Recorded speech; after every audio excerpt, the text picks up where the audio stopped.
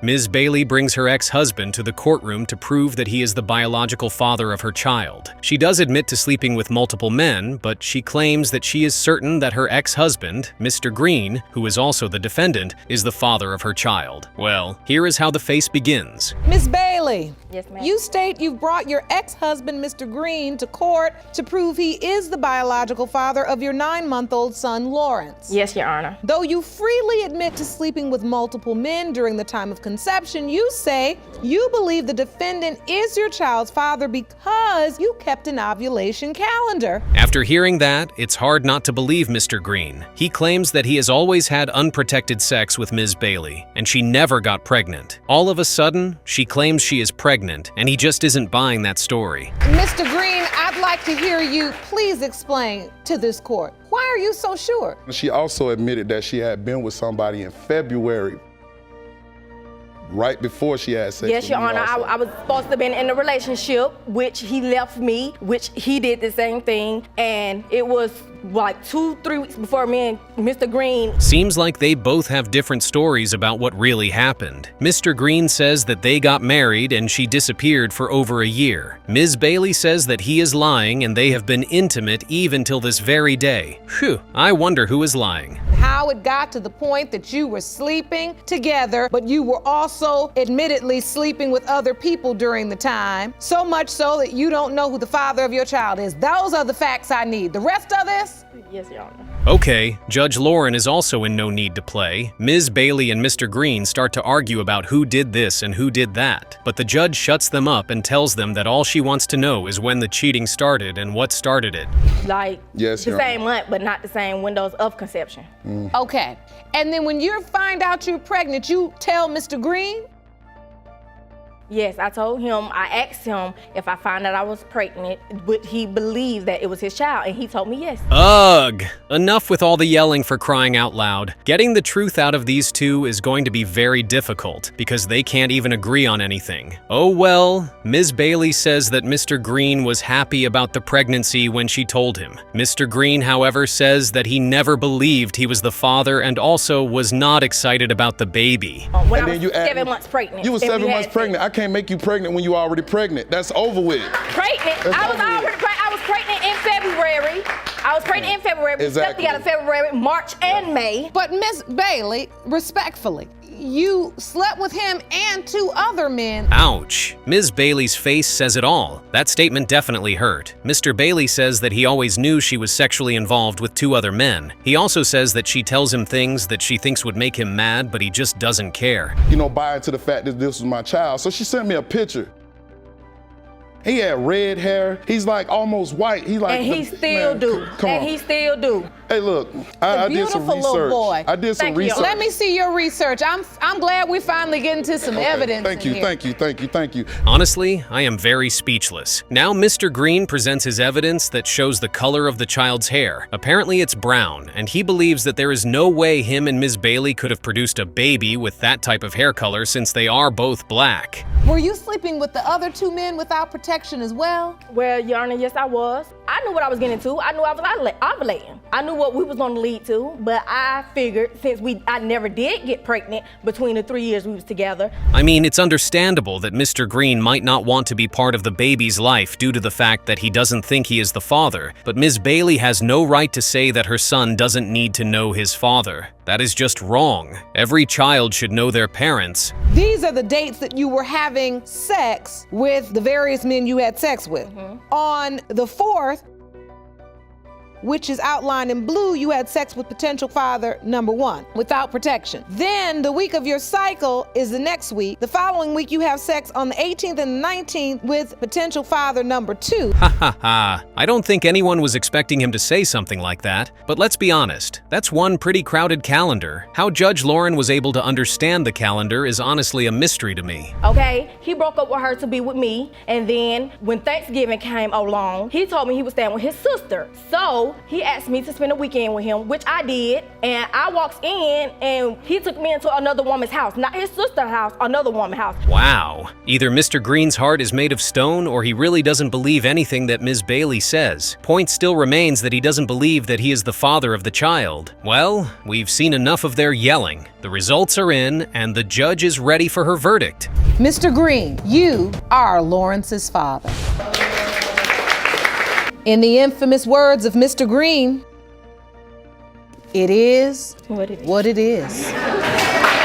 This case will blow your mind. Trust me, there are two people with two different mothers present in the courtroom, claiming that the same man is their father. Crazy, right? They hope to find out the truth and finally know if the man in question is their real father. Here is how the case begins. Mr. Moore, you claim you've known Mr. Taylor for most of your life. Yes, Your Honor. But he has never acknowledged you as a son. Yes, Your Honor. And he even left you in foster care. Yes, Your Honor. Ms. Everett, you say you weren't even introduced to Mr. Taylor until you were 5 years old. Then you claim you didn't see him again until you were sent to live with him. Well, his reason had better be a very good one. Mr. Moore, the first plaintiff, says that he has known the defendant, Mr. Taylor, for most of his life, but Mr. Taylor has never acknowledged him as his son. The second plaintiff says that she didn't meet Mr. Taylor until she was 5, and her relationship with him was so bad that she put herself in foster care. Imagine that. I ended up in foster care because he let me rot in foster care. He didn't care about nothing about me. That is a strong accusation. Please describe your childhood. How did this happen? I went to juvenile hall because my mom was addicted to drugs. So when I got out of when I was in juvenile hall at the age 14. Phew, you can tell that he went through a lot while growing up. What hurts the most is that his mother never told him about his father until he was out of juvenile hall, and that just made him so furious. If his dad had been around, maybe things could have been different. I wasn't sure ever that this was my son. You still can I find out, honestly didn't know. And then all of a sudden, he's your son, he's your son, he's your son. No, Your Honor, I didn't know. I mean, that's kind of the most human thing to do. If there was a chance that Mr. Moore was his son, there was no harm in trying to get him out of foster care. Mr. Taylor says that he never believed he was the father because his name was not on Mr. Moore's birth certificate. Did you bring that evidence? Yes, sir? Your Honor. Can I present this to you? We got the same chin, same nose, same mouth, same eyes, same head structure, all that. On the left, of course, is a picture of you, and on the right, a picture of Mr. Taylor. Yes, ma'am. And you see a striking resemblance. Yes, Your Honor. He can't be serious. They look exactly alike. Mr. Taylor says that the only thing he can see is the fact that they have the same complexion. Aside from that, there's nothing showing that Mr. Moore is his son. Mr. Taylor, what did his mother say to you? What did she tell you? His mother said to me, now this is years later. This isn't when the child was born. This is that might be your son. Were you ever told she was even pregnant? She came and told me she was living with me. Oh, I think we see what's going on now. Apparently, Mr. Taylor and Mr. Moore's mother weren't in a relationship. She cheated on her boyfriend with Mr. Taylor and eventually went back to her boyfriend. She told Mr. Taylor that she was pregnant, and he felt since she went back to her boyfriend, that was his child. Ms. Twyman, Yes. please tell us what you know about this situation, Mr. Moore's upbringing, and how can you add? Mr. Moore's mother is my sister. Okay. Okay? My sister told me that Mr. Taylor could not be the father of Mr. Moore. That changes the whole dynamic of things. Ms. Twyman, who happens to be Mr. Moore's mother's sister, says that Mr. Moore's mother told her that there was no way that Mr. Taylor could be Mr. Moore's father. Phew. At this point, I think we need to see the results. That's the only way to move forward. Mr. Taylor, you are his father. Mr. Taylor, I can see you have tears in your eyes. What are you feeling right now? I'm feeling that I finally know instead of doubting for all these years. 31 years old. I could have been in his life so much earlier. That's sweet. It's good that he feels bad and is ready to make amends for being absent from his son's life. It doesn't end there, though. Now we have to get to the second plaintiff. Could Mr. Taylor also be the father? Let's find out. What was life like for you growing up? I never had a father figure in my life. I didn't meet Mr. Taylor until I was 5 years old. He came to my house in Philadelphia. I came outside. My mom was like, somebody wants to meet you. Your dad wants to meet you. Wow, who does that to a child? That would definitely have shattered her heart as a child. Ms. Everett tells the judge that her mother introduced her to Mr. Taylor as her father. After the introduction, Mr. Taylor said he would come back, but he never showed up until she was 14 years old. Let me explain in the beginning. Her mother, lived with me for a month. She left, and I didn't see her no more. And then the next time you see me, you got a baby and you saying it's mine. And right after that, I was incarcerated. I was gone. Aha! Now it's starting to make sense. Mr. Taylor says that he knew that her mother was sleeping with other men, and that made him doubt he was the father. He also says that he was incarcerated for a while, and that's why he never came back to see Ms. Everett. I didn't go to amusement parks when my friends went to amusement parks. I didn't go to parks. I didn't go to family reunions. I didn't go to no type of anything. He was nowhere in the picture. Your Honor, from 5 to 14 years old. I wasn't in the picture is because I had all the doubts. Man, I think we can understand why Ms. Everett initially said that she took herself to foster care. She explains to the judge that Mr. Taylor and his daughter treated her badly, and they never made her feel like she was part of their family. When she called to say I'm at the bus station, did you know she was coming? No. What? No. The next thing I know, here she is. I got to enroll her in school. As soon as she got there, I could see why she came. That was honestly a lot. At some point, I cut emotional listening to Mr. Taylor poured out his heart. He says that he had no idea that Ms. Everett was coming to stay with him. He took her in, and she became a pain in his ass. Looks like he is a good man after all. It was 2 people on the birth certificate. When I took that to the state building said to me that it was a computer error. So a computer error, nothing. Wait. There's 2 people on your birth certificate? It was 2 people at the time. It was just a word named Michael. That's a first. Ms. Everett says that when she went to initially pick up her birth certificate, there were 2 names on it, Mr. Taylor and some other man who she didn't know. Well, Mr. Taylor says he never saw any of those birth certificates and still believes he is not the father. The only way to figure out whose name should rightfully be on that birth certificate is to get the results. Jerome, I'm ready. I couldn't agree more. This courtroom has seen a lot of heat, and it's time to put an end to the unending fire. Judge Lauren is ready to read the results. Let's see if Mr. Taylor is also the father to Ms. Everett. Mr. Taylor, you are her father. Have a hope? Sure. Mrs. Hoagland confesses to having unprotected sex with her husband, Mr. Hoagland, as well as a co-worker within the same period. Now she's in the courtroom because of the unanswered questions about paternity that have haunted her marriage, and she wants to put an end to it. This is how the case begins. Ms. Hoagland, you confessed to having unprotected sex with your husband, Mr. Hoagland, as well as a co-worker within the same time period. That's now you correct. say you're here today because questions about paternity have haunted your marriage since the birth of your firstborn 3-year-old Bentley. That is correct. Wow, the stakes for this case are very high. Mr. Hoagland says that if it turns out that the child is not his, he is going to end their marriage, regardless of the fact that they have other children together. I wonder how such a beautiful family got to this stage. All right, well, take me back. You accuse her of cheating with a co-worker. I really knew I liked her from the moment I saw her. This guy that she got with obviously took advantage of her. And why did I get with him? I got with him because your roommate, your controlling roommate at this company, told me that you were interested in dating anyone. Honestly, that's not a bad thing. It's good to stay away from sex sometimes. At least you get to avoid paternity court. Well, Mrs. Hoagland says that when she wanted to be with Mr. Hoagland, her co-worker told her that he was celibate at the time. This is the month that I conceived my son. As you can see, on the 2nd is when I had an intimate relationship with my coworker. In blue? Yes. And then on the 20th of June is when I started an intimate relationship with my now husband. Aha! Now things are starting to get very interesting. Now Mrs. Hoagland presents evidence that states that her doctor told her that her conception date indicates that the likely father of her child is the co-worker she slept with and not her husband, Mr. Hoagland. Blue or green eyes. And his hair, granted his hair is brown, he gets that from his mom. But I have very coarse hair, clearly.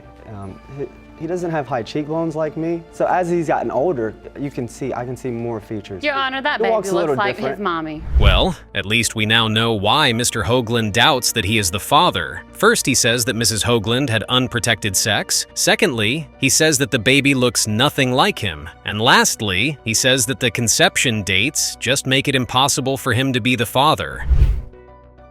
When I look at him now and I have this image of the guy that she was with before me, he does resemble him. So does he look like your other children? I mean, his younger brother, Presley, I mean, they have various similarities. As far as the only similarities, it's really, I'm even surprised that they are still together given their current state. Most couples would have filed for a divorce. Mrs. Hoagland says that her husband treats the child in question differently from their other children. So it's funny how when I mentioned to you just the other week, because we don't live too far from, it's a river, it's a very historic river, it's called Indian Creek. But anyway, I was like, Mr. hey, let's Hoagland, go I don't fishing. need a history lesson I know, today about the I know. historic river. I need to understand. I know, but she's not painting the picture of where. No. You're giving me too many irrelevant facts. I'm interested in Bentley's life. Hold on a second. Mrs. Hoagland missed her court appointment before? Wow. Seems like she already knows what the verdict from the result is going to be.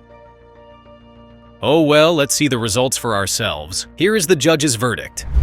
Mr. Hoagland Jr., you are Bentley's father. Yeah! What? Thank you, Judge. You all need to do some talking.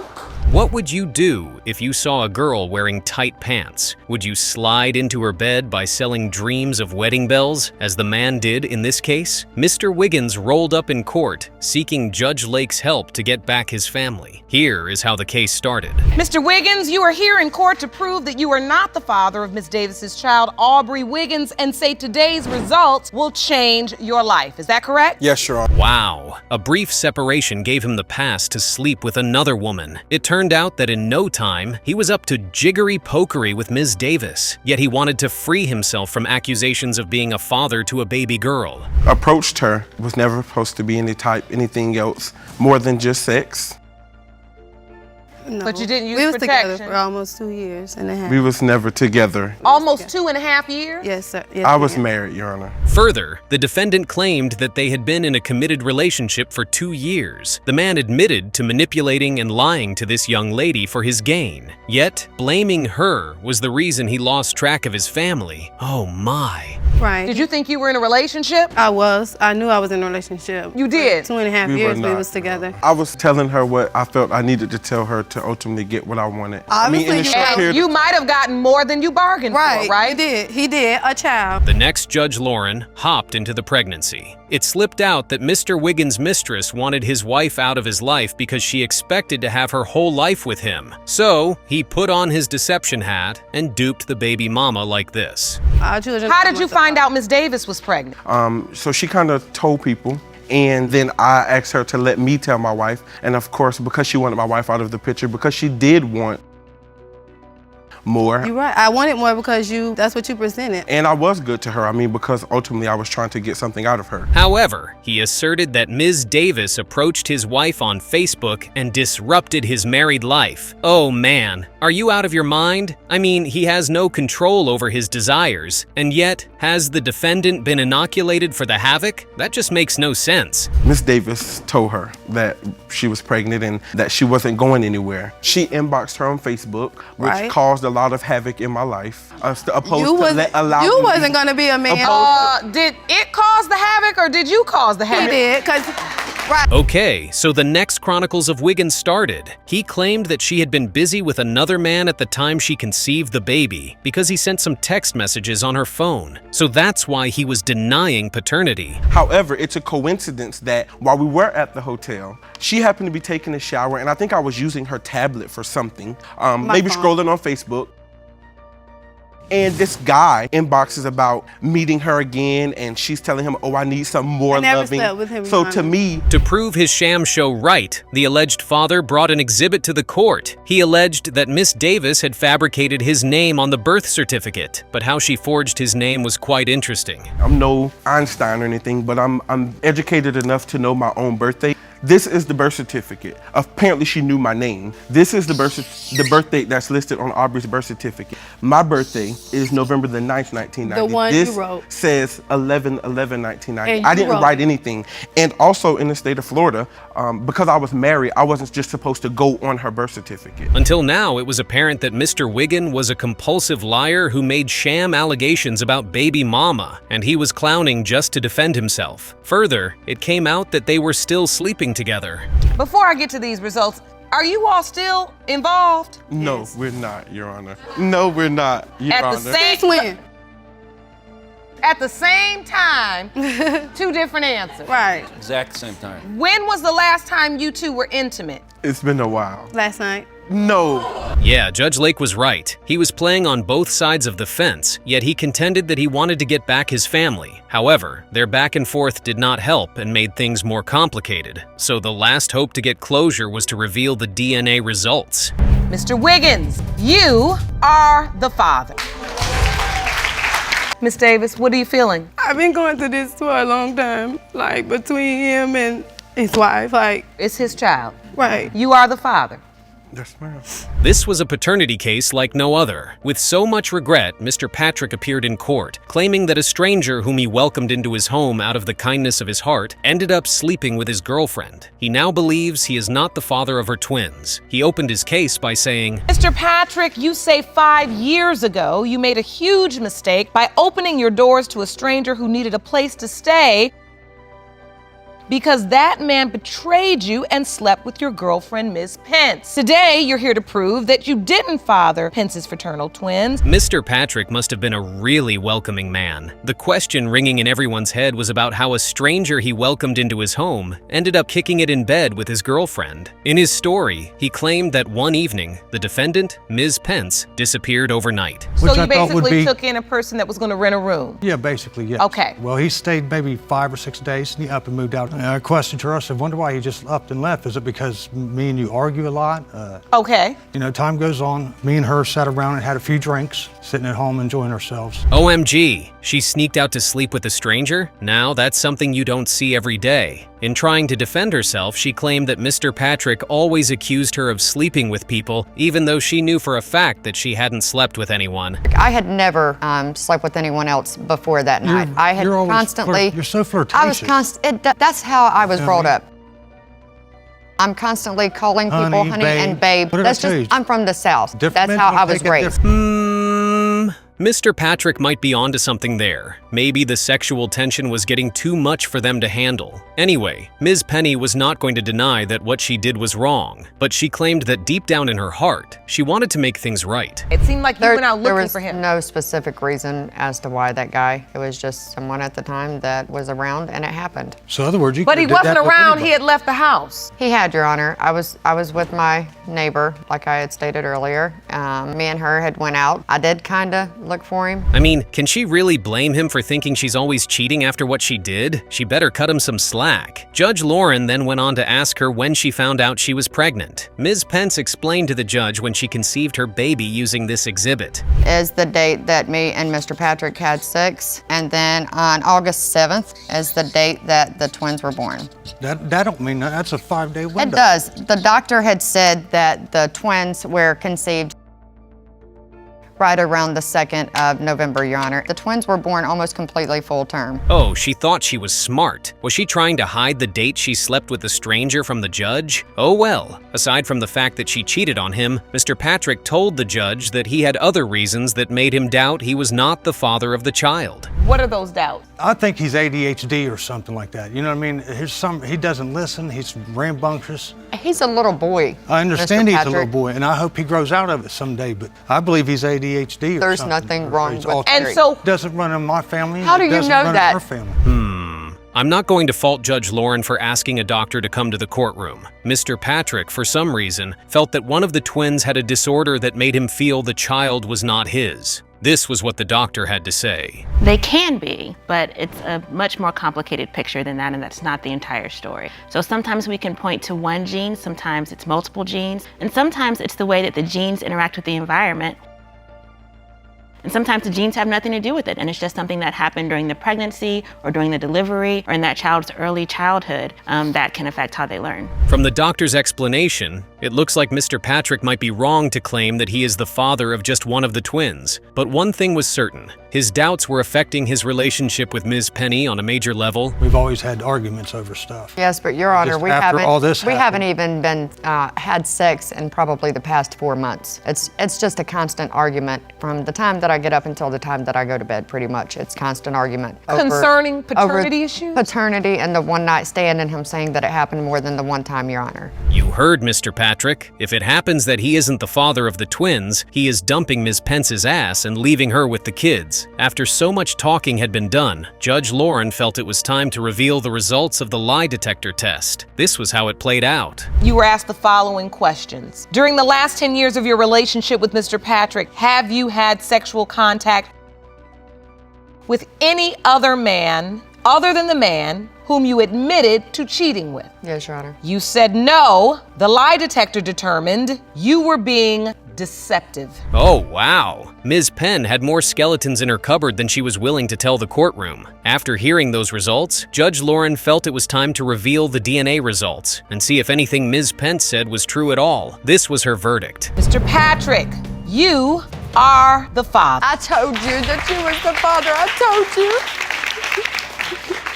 Are you relieved, Mr. Patrick? Oh, very much so. This case is going to blow your mind, and there is no doubt about that. Ms. Ramos appears in court to prove that her ex-fiancé is the father of their baby. The ex-fiancé, Mr. Edwards, on the other hand, says she changed her due dates just so she could make him the father. Ms. Ramos, you are in court to prove that your ex-fiancé, Mr. Edwards, fathered your 1-month-old son, Xavier. You claim that after sharing your news, you were pregnant with his baby. Women he was secretly cheating with started coming out of the woodwork trying to convince him he's not the dad. Is that correct? Yes, Your Honor. Did she just say she is not the only one? Yo, that's just crazy. What even surprises me the most is the fact that she said different women walk up to her and tell her that he is not the father of her child. I'm sure she doesn't trust him at all. In my mind, I'm the type that's like, gives the people a doubt, benefit of doubt that they change after a while. And I gave him that benefit of the doubt. But then that's when he started doing the cheating from the whole time. Wow. Looks like Ms. Ramos was no saint after all. She claims that things were not serious between her and Mr. Edwards, which resulted in her sleeping with her ex. But in her story, things got very serious when she conceived her baby. There are so many loopholes in her story. So at what point do you find out she cheated? Well, at the beginning, when she was at least like a month pregnant, that's when she had slept with a relative of mine. I disagree. It's not even a blood relative, first of all. It was all through marriage. Ms. Ramos cannot be serious right now. She just admitted to sleeping with one of his family members when she was just a month pregnant. Wow. In her defense, she says that she only slept with him because she knew they were not on good terms. Well, hello. That doesn't change the fact that he is a family member. And I ended up eventually moving in her apartment. Now, the relative of mine is the person that she slept with when she was about a month pregnant. Her story was that she was asleep and he was going in and out of her. What on earth is wrong with this woman? First, she admits to sleeping with Mr. Edwards' cousin. Now she's telling the judge that she wasn't fully aware it was happening. I mean, can you have sex with someone and not be aware it's happening? Lady, just tell the truth. And so once you found out she was intimate with this person, that led you to believe she had been intimate with this person before? It's just too many times where she slept with people. Then the one time she had texted my phone and said that she had another confession. She wanted me to meet her at the grocery store. Just like Judge Lauren, I cannot hide my disgust right now. Aside from sleeping with her ex, she says that she slept with another man and caught 2 sexually transmitted diseases. All this happened with a baby in her womb. I mean, what was she thinking? We both decided that we wanted to have a complete family. He asked me to marry him. So after all this, Mr. Edwards, you agreed to marry Ms. Ramos? You asked her to marry you? Yes, I did, Your Honor. Okay, because you felt like you really wanted to try to make it work? Yes, with the child, I mean, he kind of has every right to feel that way. There is no way on earth she is going to do all the things she did and expect that he would just overlook them and not doubt the paternity of her child. What's even surprising is that he asked her to marry her. I wonder why. Exactly. Look at that. Mr. Edwards, you look pretty happy. Looks just like him. That's what hurt. That's what. And Ms. Ramos, this upsets you. Yes, it hurt. It upsets me bad. It upsets me very bad. Jerome, I want you to give Mr. Edwards a close-up look at this picture. I'm siding with the judge on that one. Mr. Edward actually looks like a happy father in that picture. One would honestly think he had been waiting to have that baby for a really long time. But still, Ms. Ramos's actions would make any man doubt he is the father of the baby. So he didn't sign the birth certificate, but you still gave Xavier his last name? Because him and his father told me to give him his last name. They were both there. I did tell her to give the child my last name. If you still feel like that's a doubt for the baby, then why, again, want me to put your last name? Judge Lauren has a point there. Mr. Edwards did everything right. From the moment he found out she was pregnant, till the moment the baby came into the world, he played the role of a father. But if he didn't trust her, why didn't he back out from the beginning? When he said she was pregnant, it was already a rumor going around that she was pregnant before they started talking by somebody else. Disagree. Everybody knew about it. Well, that's because everybody's always making up lies because nobody likes me. Before I even seen you, I knew about you. Everybody was talking about you. Okay. So who is this girl that's sleeping with everybody? This has got to be the most complicated situation I have ever seen in this courtroom. Even Mr. Edwards' witness says that she knew Ms. Ramos was sleeping around before she got into a relationship with Mr. Edward. Well, let's see if the results can bring an end to this disaster. Mr. Edwards, you are the father. I want you to apologize to our son because I told you since day one. How do you feel in this moment, Mr. Edwards? I'm afraid.